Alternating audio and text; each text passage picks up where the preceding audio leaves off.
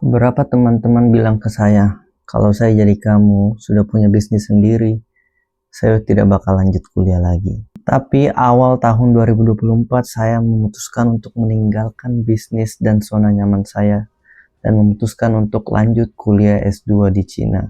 Dan saya mau bilang ini adalah keputusan terbaik di dalam hidupku. Here is why. Jangan salah paham dulu. Saya percaya kalau di umur 20 tahunan itu masa-masa dimana kita harusnya mencari jalan yang sesuai sama kita. Mempertanyakan pertanyaan-pertanyaan esensial seperti apa tujuan kita hidup, apa hal yang saya gampang lakukan tapi orang susah, apa hal yang kusuka lakukan, dan lain-lain. Pertanyaan-pertanyaan seperti ini muncul di kepala saya setelah berusaha sejak kelas 2 SMA sampai setahun lalu, which is kurang lebih 7 tahun, dan saya sudah mencoba lebih dari 5 jenis bisnis. Kalau ada teman-teman saya dari sini, pasti tahu saya itu dari kecil, at least dari SD. Kalau ditanya mimpinya mau jadi apa, saya pasti jawab mau jadi pengusaha muda yang punya banyak uang dan tidak perlu kerja sama orang lain. Walaupun menurut saya sudah achieve quote unquote walaupun saya tidak punya banyak uang, pertanyaan-pertanyaan tadi keep showing up in my brain. Sampai setahun lalu saya mempertanyakan diri, do I really like to be pengusaha muda? Do I want to be rich? Bahkan saya sudah tanya orang tua, kalau kita harapkan saya jadi orang kaya, kayaknya tidak, karena I don't really like it. Dan sepertinya saya butuh waktu untuk menjawab semua pertanyaan itu. Fast forward 1 tahun kemudian, walaupun saya belum dapat jawaban apa yang harus saya lakukan, apa jalan ninja saya, tapi at least saya tahu satu hal yang pasti. Saya tidak akan lakukan sesuatu hanya karena uang. Progresnya sudah kelihatan, guys. Saya orang yang percaya kalau mending menyesal karena mencoba daripada tidak mencoba. Saya merasa saya tidak merasakan kuliah sama sekali. Kuliah yang sesungguhnya, walaupun saya sudah kuliah 3,5 tahun di Indonesia. Alasan pertama dan yang paling utama, karena 2,5 tahun dari 3,5 tahun itu masa COVID. Dan saya menghabiskan waktu kuliah di rumah. Alasan kedua, dan karena COVID, saya tidak bisa memaksimalkan waktu yang saya punya, yang harusnya 3,5 tahun itu saya habiskan untuk networking, cari orang yang hebat, tapi nyatanya tidak. Dan saya merasa di kemudian hari saya akan sangat menyesal kalau saya tidak kuliah sesungguhnya, tidak merasakan rasanya jadi mahasiswa.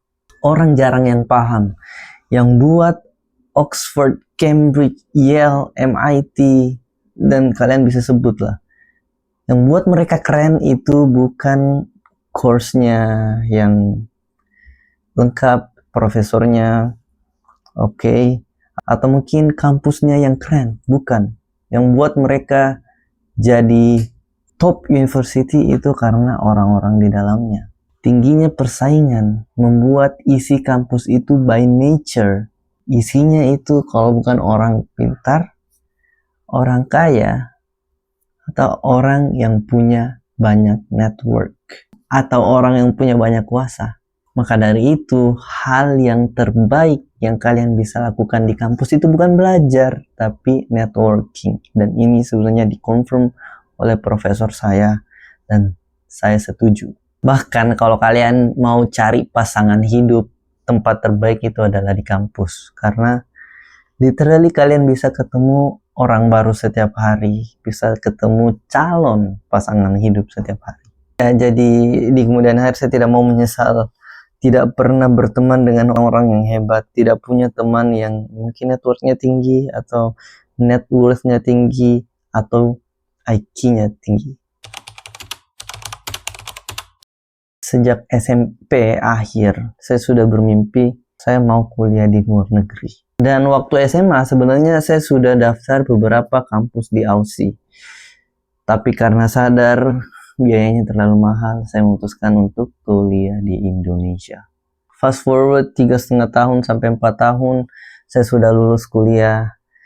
Dan akhir 2023 saya melihat postingan di Instagram kalau ada beasiswa Saudi Arabia. Saya lupa apa namanya, tapi intinya di Saudi Arabia. Dan saya berpikir, what? Ternyata tidak sesusah itu untuk dapat beasiswa. Sebelumnya, saya tidak pernah berpikir kalau saya bisa dapat beasiswa. Saya punya otak yang cukup untuk dapat beasiswa. Saya punya